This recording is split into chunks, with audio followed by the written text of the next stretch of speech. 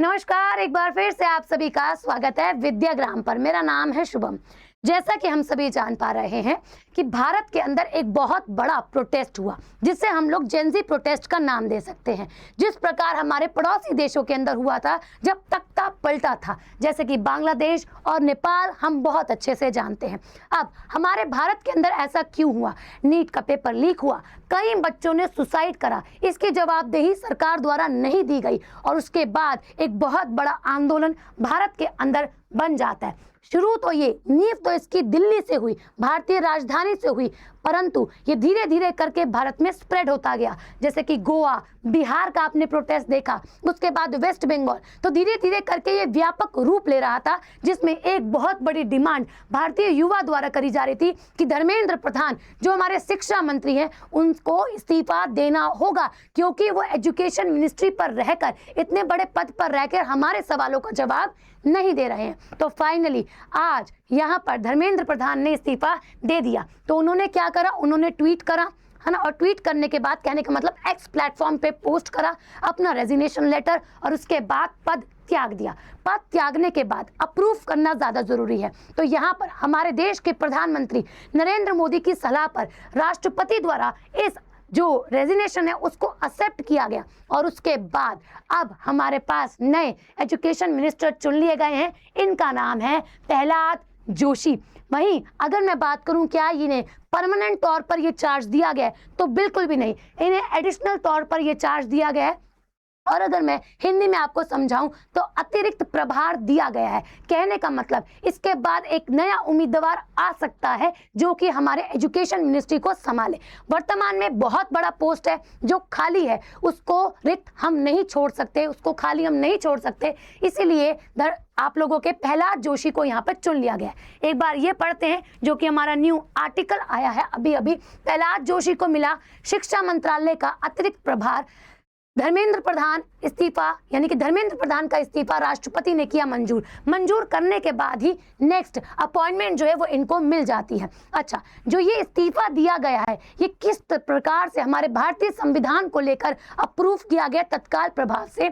तो इस्तीफा भारतीय संविधान का आर्टिकल 75 क्लॉज 2 के तहत तत्काल प्रभाव से स्वीकार किया गया है और यहाँ पे प्रहलाद जोशी को यूनियन मिनिस्टर जो है वो चुन लिया गया है जी। ठीक है, ऐसा नहीं है कि इनके पास पहले से मिनिस्ट्री नहीं है, इनके पास कई मिनिस्ट्रीज पहले से है, पर अभी वर्तमान में इन्हें ये मिनिस्ट्री एडिशनल तौर पे दे दी गई है। अब समझते हैं प्रहलाद जोशी कौन है। तो प्रहलाद जोशी का प्रॉपर और फुल नेम है प्रहलाद वेंकटेश जोशी, जो एक वरिष्ठ भारतीय राजनेता और बीजेपी के नेता जो हैं वह हो जाते हैं।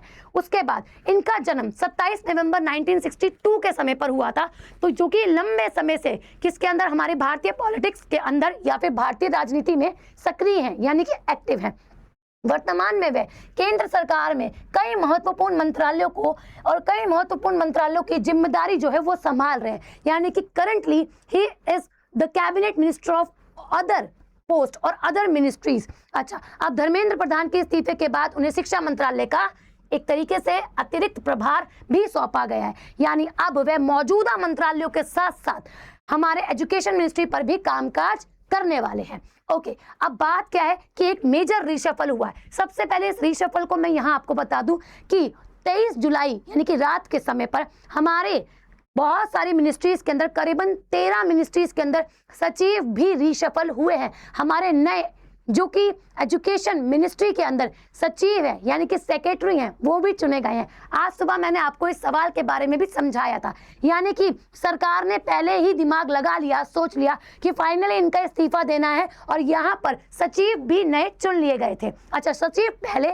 और मंत्री बाद में। आप देख रहे हो सरकार हमारा किस तरीके से काम जो है वो संभाल रही है। अच्छा, राष्ट्रपति द्रौपदी मुर्मू ने प्रधानमंत्री नरेंद्र मोदी की सलाह पर धर्मेंद्र प्रधान का इस्तीफा जो है वो स्वीकार करा, जैसे कि हम सभी जान ही रहे हैं। इसके बाद वरिष्ठ बीजेपी नेता प्रहलाद जोशी को शिक्षा मंत्रालय का ये एडिशनल चार्ज जो है वो दे दिया गया है। अच्छा, अब इसके बाद अगर हम बात करते हैं वर्तमान में उनके पास कौन कौन सी मिनिस्ट्री है।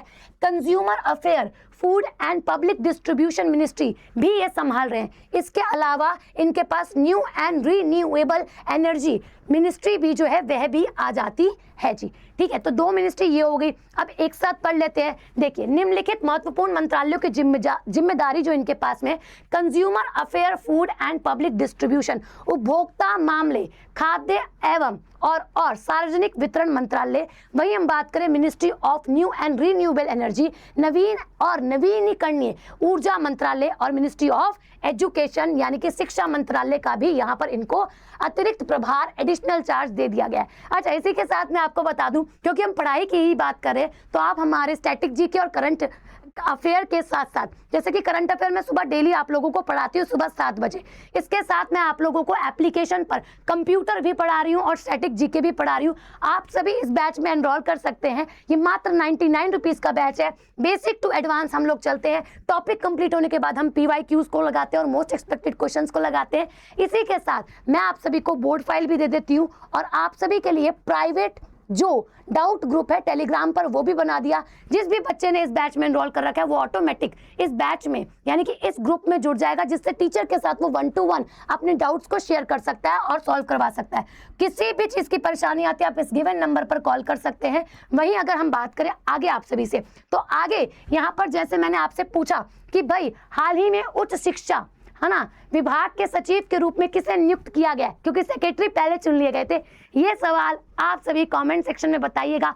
अभी के लिए शुक्रिया। मिलते हैं आप सभी से रोज सुबह 7 बजे करंट अफेयर की क्लास में।